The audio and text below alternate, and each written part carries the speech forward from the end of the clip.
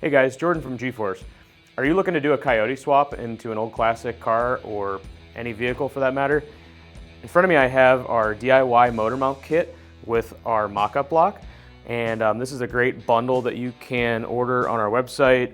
It is comprised of all the components you need to fabricate your own motor mounts, and the mock-up block makes it easy because it's lightweight. You can lift it in and out of your engine bay easily. It's also steel, so you can weld right to it. So our DIY kit comes with the laser cut steel plates. These are 1/4 inch. So you'll just bolt them to the mock-up block or your engine block if you got one and you feel like lugging that thing in and out of your engine bay.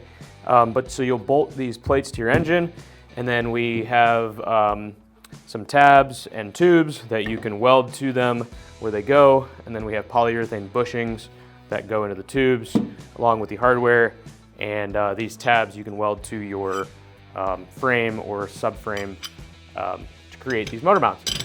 So the DIY mount kit along with our mock-up block make it easy to perform your Coyote swap into any chassis of your choice.